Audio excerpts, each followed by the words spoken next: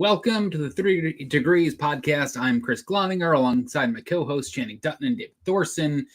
Make sure that you are keeping up with the latest episodes of 3 Degrees on Substack, on Spotify, on YouTube. And please, if you feel so inclined, to leave us a review. It's always fun for me when we have similar, not just like-minded people, because pretty much all our guests are pro-climate action, but when it comes to educational backgrounds, it's nice to have another meteorologist, at least undergrad, joining us today. But with that introduction, Guy has been following our guest since school, pretty much, since he was in school. I'll hand things over to David Thorson to make today's introduction. Yeah, thank you so much, Chris. I'm really excited today because I think our guest, Dr. Zack Labe, is one of the top young climate scientists in the United States, and he's found a way to communicate and cut through all the crap that I've seen for a lot of years in how scientists really communicate with the public. And he really came to my attention about, I don't know, between 7 and 9 years ago. We'll see if Zack can remember.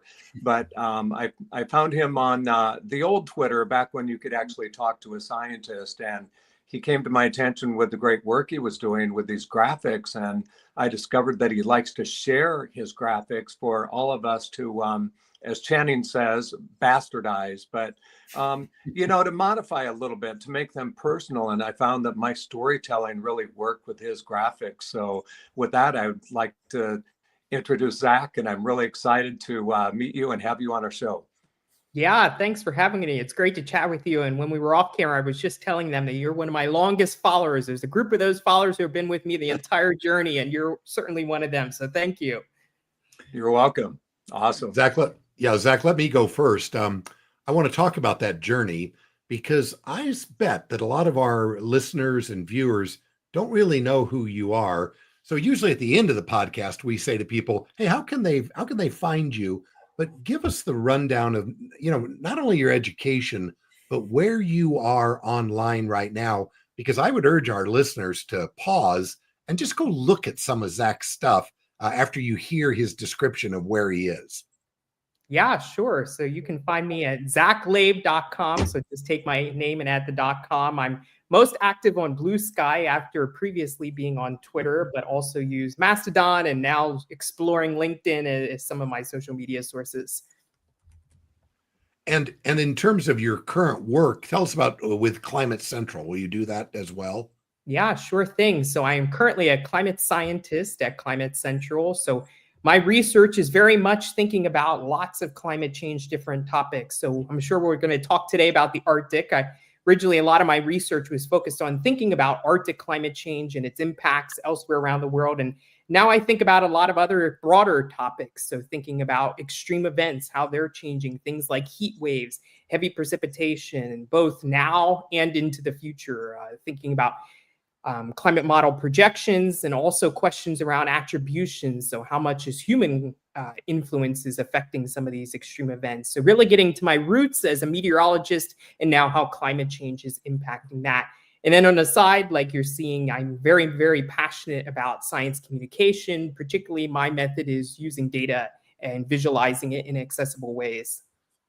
And Zack, when you talk a little bit about communication, so many scientists, I feel, and I think you can appreciate this, when we went to, I went up to my master's degree, but even during undergraduate school, a lot of scientists struggle at that. That isn't their strong suit, right? They're very knowledgeable about that certain topic.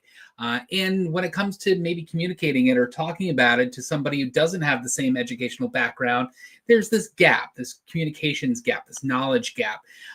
Talk a little bit about how you've overcome that and how you do help share the climate message with people when it comes through data visualization.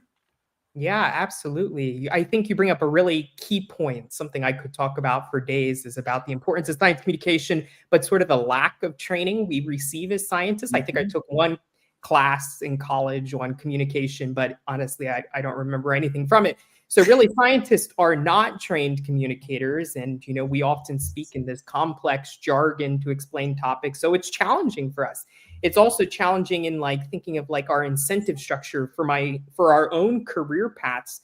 My career is really focused around research, and for many, many years, there really had been not an incentive, let's say, for career development for scientists to do participate in communication and educational outreach. I think that's changing now with the newer generation of scientists, but we still have a long way to go. And so my own kind of start actually though in communication really went back a long time ago when I thought I was going to be a meteorologist and interested in weather forecasting. So I actually had on the website Weather Underground, there was a blog series, and I posted a lot back in high school, weather blogs forecasting weather across the Northeast. I love snowstorms, so a lot of attention in snow.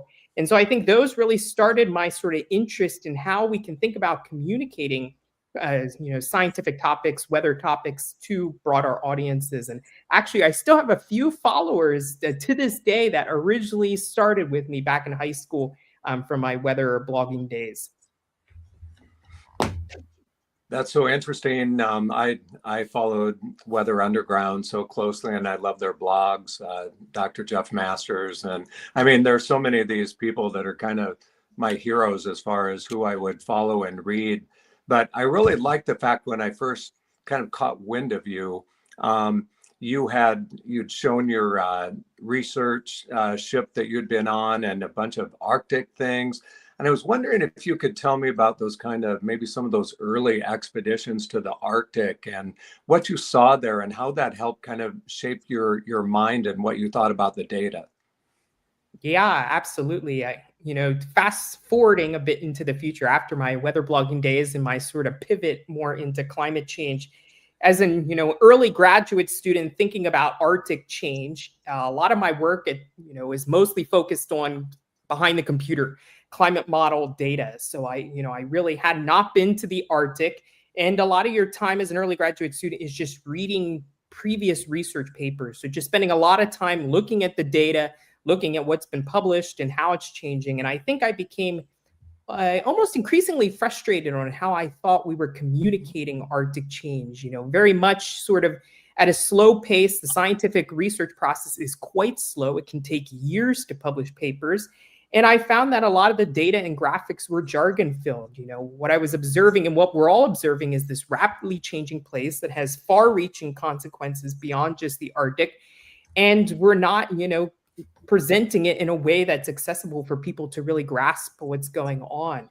So I thought, well, okay, let's see if I can just take a chance at looking at some of this data and visualizing it and communicating it to people. And so this was prior to my first trip in the Arctic, and found that there was actually a huge audience and huge demand for this type of information from scientists, bringing the science to people, which is really my goal. And then in the middle of graduate school, as I'm running all these climate model experiments, I had this amazing opportunity to actually go to see the Arctic, see sea ice that I've been studying for now a couple years actually happening. And I took an icebreaker, a Norwegian icebreaker from Svalbard, which is a little island off the coast of Greenland, and moved northward into the Arctic. I think we reached like 82, 84 degrees north latitude on this icebreaker. And I can remember the moment I first saw sea ice for this first time. And it was absolutely breathtaking.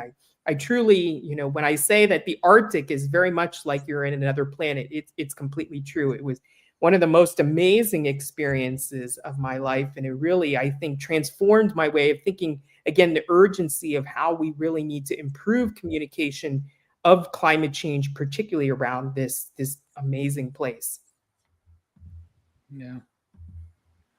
Let me ask Chris to bring up the graphic of Cloud 9 that we were discussing earlier with Zach, and I'm going to turn it to David to ask the question, but just for our audience, and maybe Chris can even do us a clip of one of these graphics, so that people who find us online can see some of these graphics. But David, why don't you go ahead and kind of set the stage?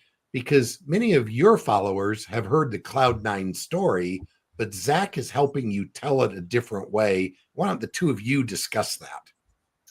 Yeah, so I mean, we launched our orbiting satellites in 1979, and we started getting much more clear kind of understanding of where the sea ice was at the time and where it is now. in really just a few short decades. I wasn't familiar with this trend, obviously, when I went in 1994, 31 years ago.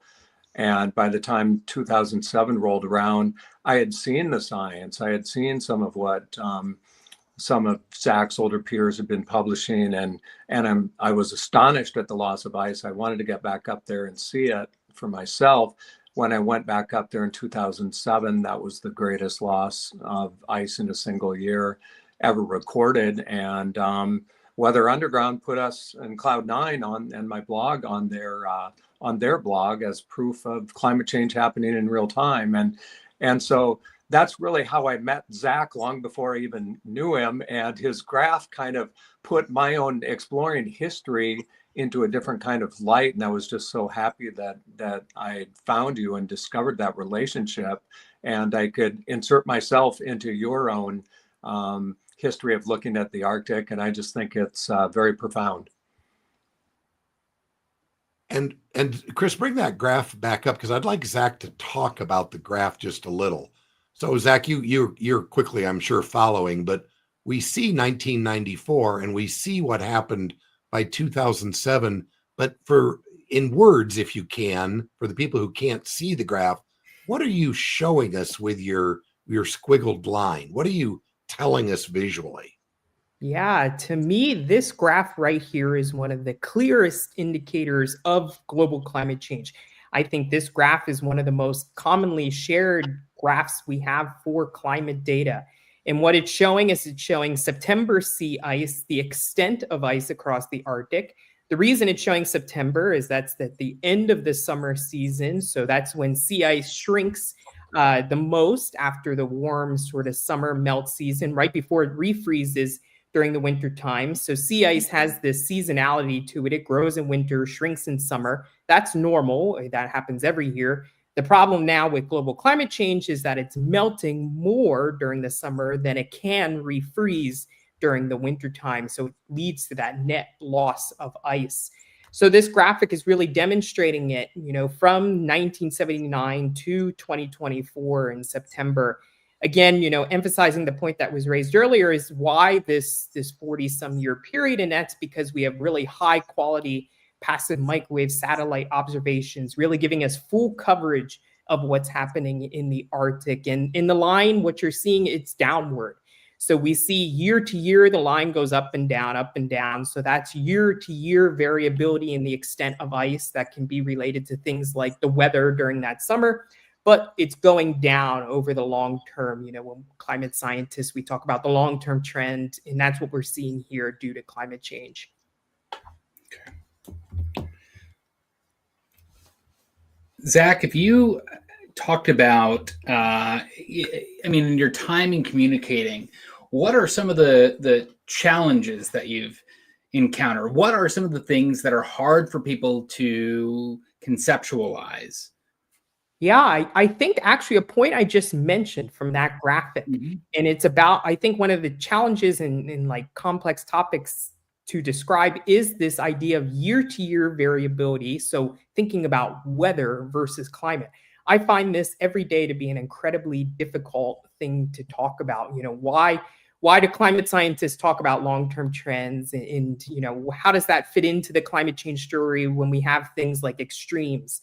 So, thinking about outliers, that 2007 was quite an outlier at the time, but then, it sort of got closer to the trend line in recent years. So I think a really hard topic to communicate is weather versus climate. Even though I think most people have a good understanding of weather is, happening now, climate change is longer term. I think really conceptualizing the data in terms of the contributions from weather versus climate has been really hard, and something I always think about in my graphics, that I actually want to tell both stories. So lots of times when I talk about the Arctic warming, instead of just showing, the Arctic being really red for one specific year, sometimes I use a technique where I show the maps of how warm or cold the Arctic has been for every year, like showing 40 maps side by side. So some are blue, some are red, year to year, there's this variability in where those hot spots are or cold spots are. But over time, we're seeing more red, more warmer conditions than earlier years. So it gets at this climate variability versus climate change.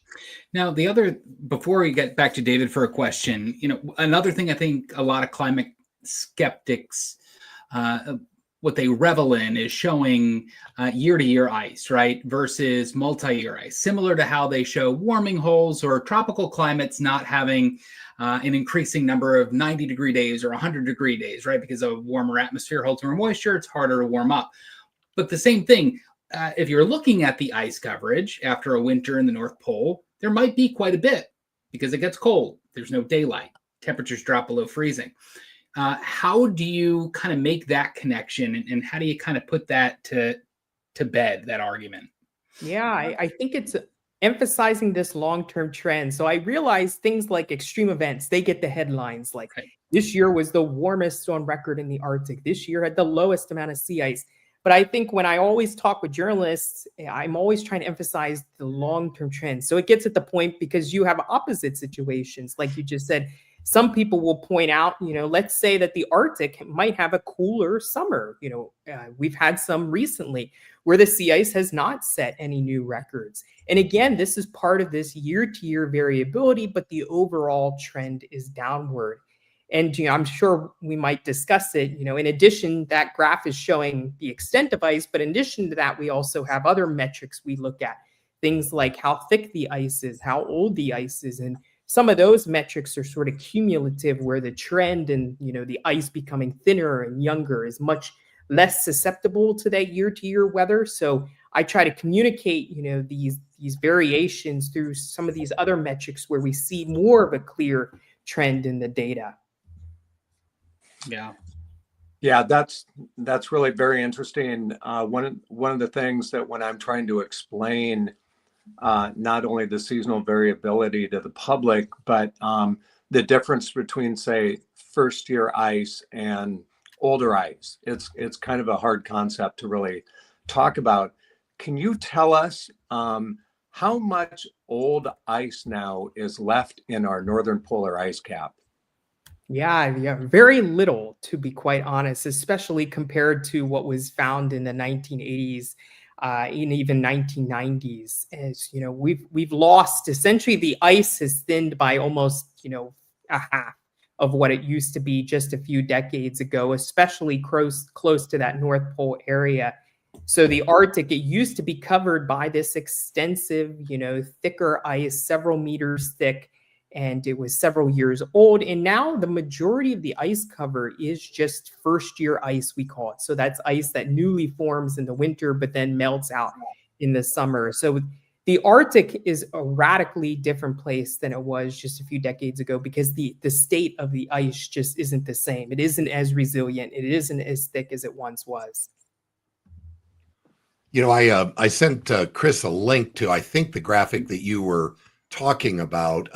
Can you pop that one up, Chris? Because I think it's like 40 years in one graphic. Let's see if we could get that to. Not that. This. Well, we can. Let's talk about this one, because this is from your current website, correct, Zach?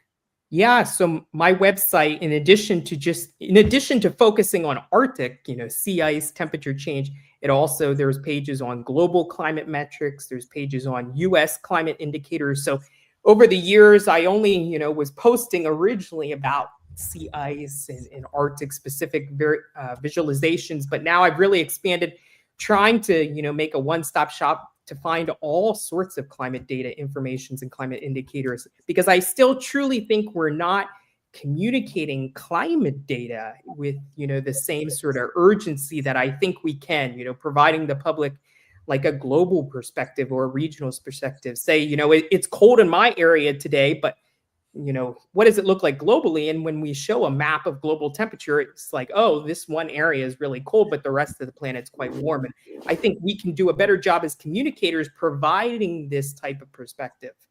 So, Chris, can you bring up that four shot that you just had with the circles over Mexico? So, Zach, again, for our listeners, they're going to want to go to I think it's Weathering Climate. If you Google Weathering Climate Chris Gloninger, you'll find the video to where you can actually see these graphics.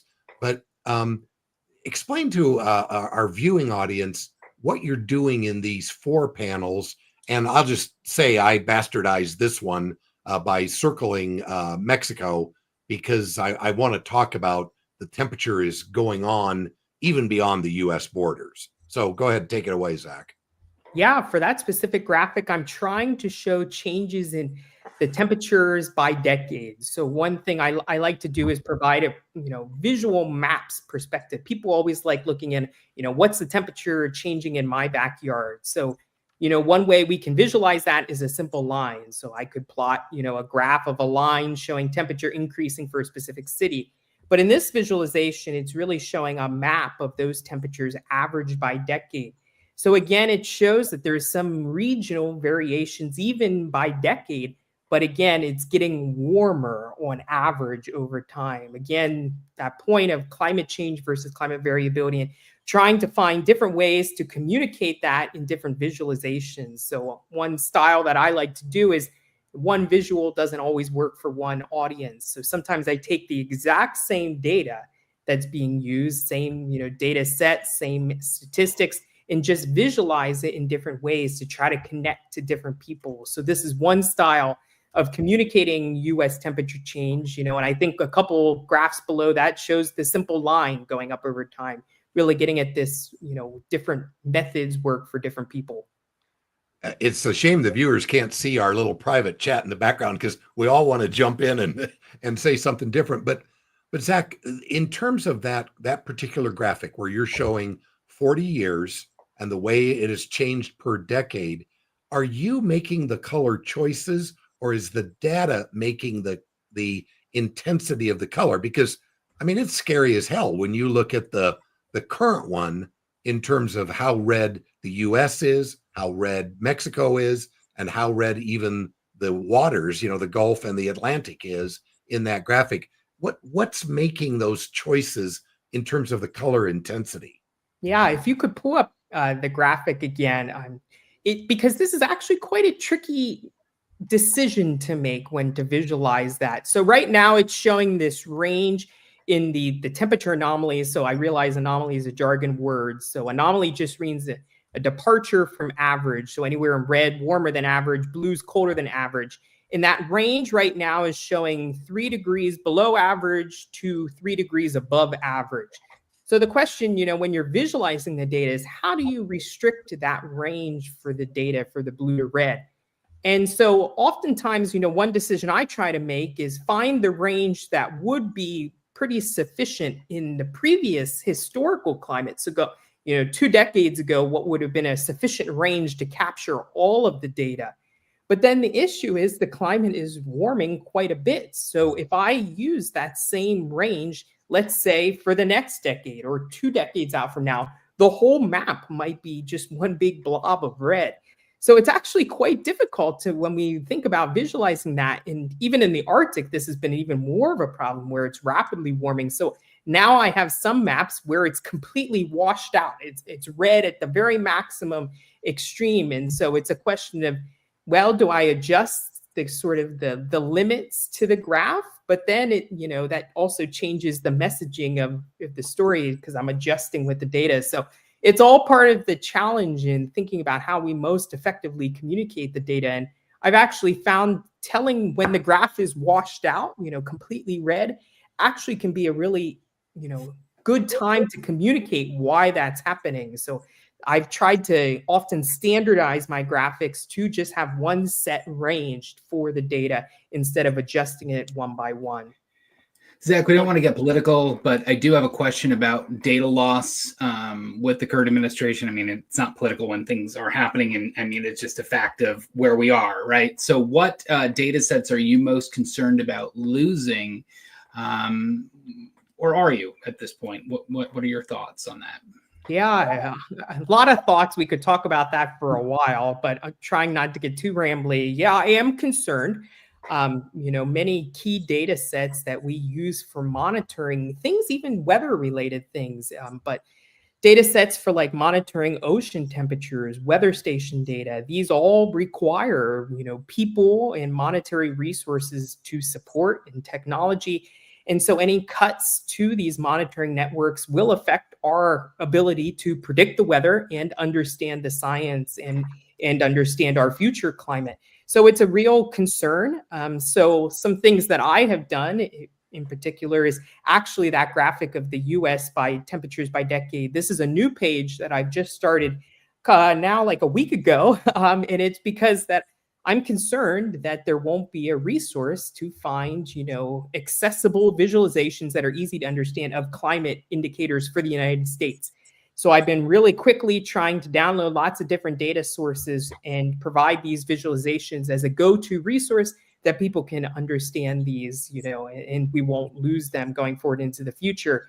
And I've also identified, there's many alternative data sources that we can utilize from, scientific institutions like in Europe that will provide us, similar data sets. So identifying, what are some potential backup data sets and alternative data sources right now is something that I'm doing.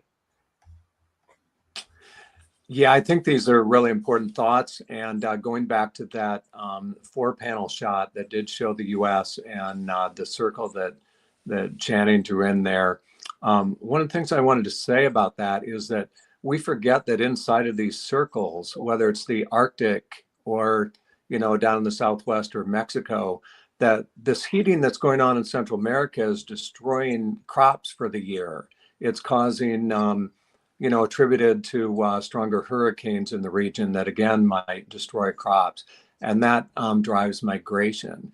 Same thing's happening in the Arctic. Loss of sea ice means that the indigenous people can't hunt, they can't find their food, animals are behaving differently. And sometimes people don't connect that, like climate change is happening, oh, so what? Can you talk about like climate change and what you're trying to get people to visualize and the fact that there's actually people here that are being affected? Yeah, absolutely. It's such an important point and something I've been really thinking a lot about. I admit, I think now on my personal website, I think I have all the major like physical climate science indicators. If I'm missing one, someone please email me and let me know and I can add it. So I'm starting to think about, okay, now how can I start visualizing, and I'll call it more applied climate indicators, things like energy demand, heating and cooling related to climate, or things like agriculture. So visualizing changes in growing degree days or when changes in frosts occur. So I'm really hoping to expand to visualize these sort of, applied climate metrics to understand change. Ecological health, health is a very important topic related to heat right now. We're in the middle of the summer. It's been a ridiculously hot and humid summer in the East Coast. So how can we start visualizing this data that can be used by then other communicators to tell human stories so that they can tell the stories of how climate change is impacting communities? And here's the data to go along with that. That's kind of my goal. And without getting too rambly, I'll just point out that my way I sort of pivoted from weather forecasting into climate change was actually trying to understand how plants are responding to climate. So my first sort of project was related to phenology. So that is, understanding how plants change the timing of how they bloom and leaf out. So we visualize that type of data in the historical climate and then going forward into the future using a climate model. And I think to me that connection between the actual climate, the physical atmosphere, and then the ecological plant component. I think that's what really drew me into, we really need to spend more attention to climate change and how can I be a part of this? Talk a little bit about what you're doing now. You have recently taken a new job at Climate Central. What are you most excited about in your new role? Yeah, I am really excited about this opportunity to continue my research as well as continue the science communication. So we're working on a lot of exciting topics, specifically, one topic around attribution. So climate attribution, what that is really trying to disentangle how much humans have impacted climate. So there's been a rapid amount of work on that in last couple of years. And currently we're working on some exciting projects at Climate Central to try to, push the bounds of science. One of them is in precipitation. So there are countless number of examples, this summer in the United States about extreme precipitation and flooding. So now we're trying to understand, providing, attribution for these types of questions in real time. I think something that's always guided my own research is how can we communicate climate change in sort of the same way we talk about the weather. We often just, the weather forecasts you see every single day in the newspaper, you see, on TV watching the evening news. And a goal of mine has been trying to get that way of communicating climate data. So that's one area I'm excited about. We're also working on projects related to supporting climate services, again, connecting people, communities, the environment to climate data, trying to understand how extreme events are impacting communities, trying to understand how things like health will change in the future in response to climate change. Heat health is a huge area we're currently working on, and trying to provide data and products to really connect climate change to people. That's great. Zach, we're stealing a little bit of extra time with you because you're so enthusiastic, and I think we're all just so enamored with your graphics. Can we get a couple more minutes from you? Absolutely. We have an event going on in Iowa right now called Ragbri, and this is 10 to 20,000 people on bikes, and they're riding across the extreme northern edge of Iowa right now. David just did 2 days on the road, with that bike event. But we are, outside my office right now. It feels like a tropical storm is just awaiting us.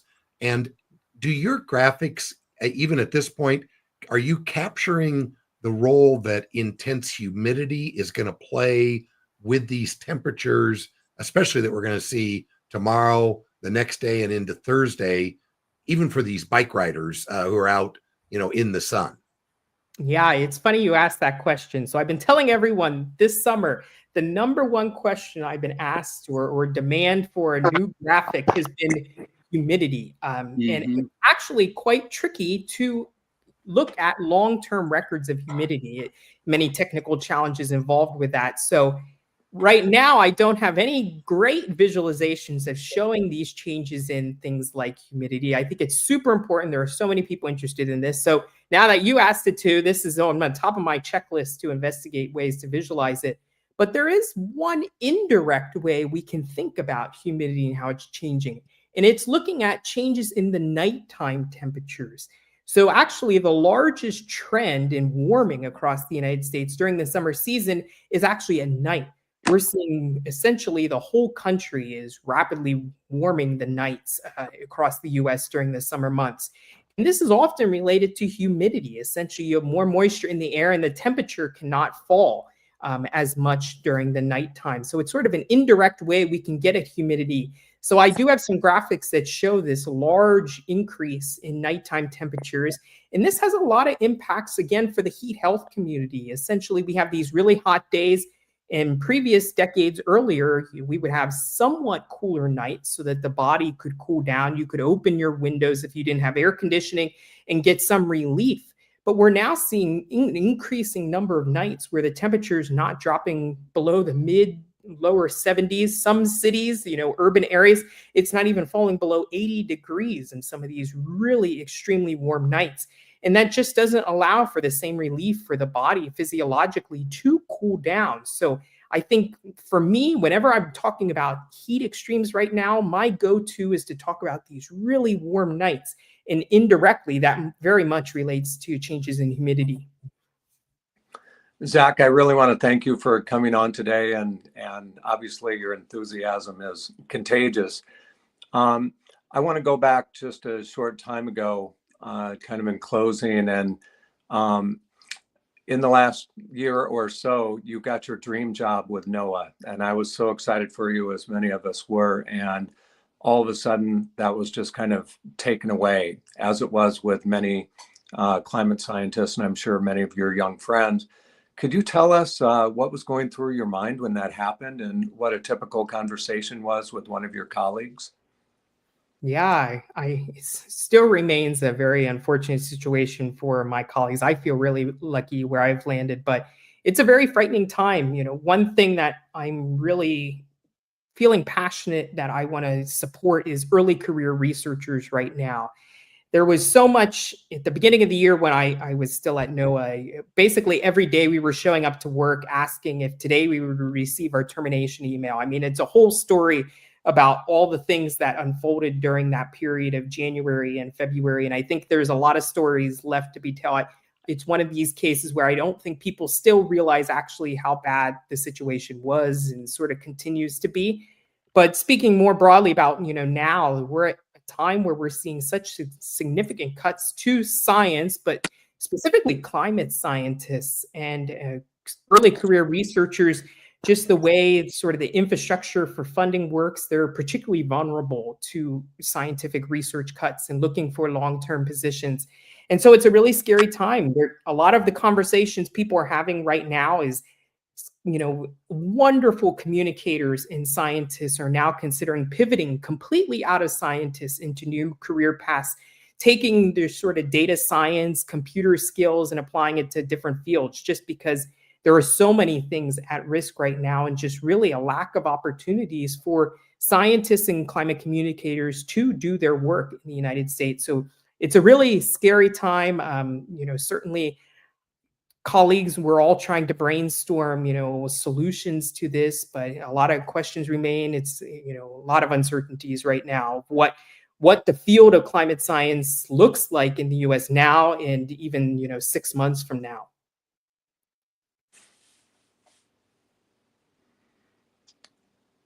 Well, Chris, you want to take it out from here with another question in closing? Yeah, let's. I'm trying to pull up Zack's website for everybody. If you want to help him out and support his research, that is the way to do it. That is the website that you see on your screen. I'm going to try to pull it full, and that's one way that you can help climate science. The United States no longer is really funding this work. If you can kind of help Zack continue all his amazing graphics. I also, Zack, use many of them in my many climate talks that I give because they really are great ways to visualize the changes that we are seeing, not just here in the United States, but globally. And I think that is also important, that your data incorporates that global data set as well. So we can't thank you enough for joining today, Zack, and congratulations on the new job at Climate Central. They are so, so, so lucky to have you. So we'll wrap it up for today. Thank you all for watching and listening to the 3 Degrees podcast from my co-hosts, David Thorson and Channing Dutton. I'm Chris Gloninger. Until next time, everyone, stay safe. Awesome.